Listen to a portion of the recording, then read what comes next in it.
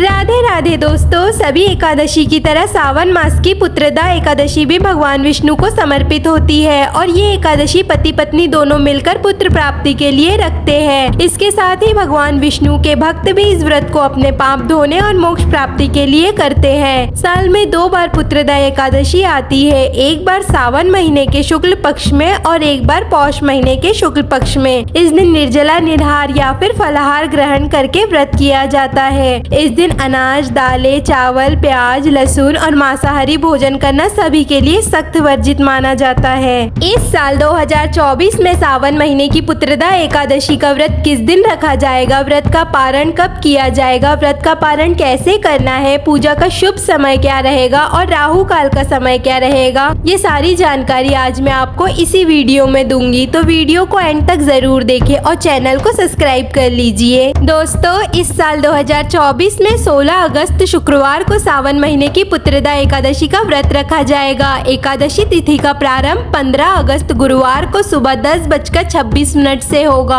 और एकादशी तिथि का समापन होगा 16 अगस्त शुक्रवार को सुबह 9:39 पर। इसके बाद से द्वादशी तिथि का प्रारंभ हो जाएगा। एकादशी का व्रत उसी दिन रखना चाहिए जिस दिन एकादशी और द्वादशी तिथि का मेल हो रहा हो, इसीलिए 16 अगस्त शुक्रवार को ही एकादशी का व्रत रखना शुभ होगा। 17 अगस्त शनिवार को व्रत का पारण किया जाएगा। एकादशी व्रत का पारण शुभ समय में करना चाहिए और यह शुभ समय रहेगा सुबह 5:51 से 8:05 के बीच। इस शुभ समय में आप अपने एकादशी व्रत का पारण कर ले। ऐसा कहा जाता है, एकादशी व्रत का पारण अगर सही समय पर और सही विधि से ना किया जाए तो हमारा एकादशी का व्रत अपूर्ण रह जाता है, उसका कोई भी फल हमें प्राप्त नहीं होता। तो शुभ समय में और सही विधि से ही अपनी एकादशी व्रत का पारण करें। एकादशी व्रत पारण करने के लिए शुद्ध सात्विक भोजन बनाए, भगवान को उसका भोग लगाए। इसके बाद ब्राह्मण को भोजन कराकर भगवान की पूजा करके ही अपने व्रत का पारण करें। कभी भी बासी भोजन से एकादशी व्रत का पारण नहीं करना चाहिए। एकादशी व्रत पारण के दिन अगर कोई दूसरा व्रत पड़ जाता है तब आप फलाहार से भी अपने व्रत का पारण कर सकते हैं। पहले एकादशी व्रत का पारण करें तभी दूसरे व्रत का संकल्प करें। 16 अगस्त शुक्रवार को सूर्योदय का समय रहेगा सुबह 5:51 और सूर्यास्त का समय रहेगा शाम 6:59। सूर्योदय के साथ ही एकादशी व्रत शुरू हो जाता है, तो आप इस समय का ध्यान रखें। पूजा पाठ का शुभ समय ब्रह्म मुहूर्त का समय रहेगा सुबह 4:24 से 5:08 तक। इस समय को सबसे शुभ माना जाता है। ऐसी मान्यता है कि इस समय में की गई पूजा सीधे भगवान तक पहुंचती है। दिन में अभिजीत मुहूर्त रहेगा 11:59 से 12:51 तक। इस समय में आप एकादशी की पूजा कर सकते हैं। एकादशी के दिन जो आप दान देना चाहते हैं वह दान आप इस समय में दे सकते हैं, उसका आपको पूर्ण फल प्राप्त होगा। शाम के समय 7 बजे से 8:04 तक बड़ा ही शुभ समय है। इस समय में आप एकादशी व्रत की कथा पढ़ सकते हैं, भगवान विष्णु की पूजा कर सकते हैं, उनके मंत्रों का जाप कर सकते हैं और तुलसी देवी की भी पूजा कर सकते हैं। चतुर्मास मास चल रहा है, भगवान श्री हरि तो योग निद्रा में है। ऐसे समय में तुलसी देवी ही है जो भगवान विष्णु के भक्तों की मनोकामनाओं को पूर्ण करती है, इसीलिए एकादशी के दिन तुलसी देवी की पूजा जरूर करनी चाहिए। शुक्रवार के दिन राहु काल का समय रहेगा 10:47 से 12:25 तक। इस समय को आप विशेष ध्यान में रखें। इस समय में पूजा पाठ या कोई भी शुभ काम करना वर्जित होता है, ऐसा करने से शुभ फल की प्राप्ति नहीं होती। पुत्रदा एकादशी के दिन भगवान कृष्ण के लड्डू गोपाल स्वरूप की विशेष रूप से पूजा की जाती है, तो जिनकी संतान नहीं है या पुत्र नहीं है वो इस दिन लड्डू गोपाल की सेवा अवश्य ही करे।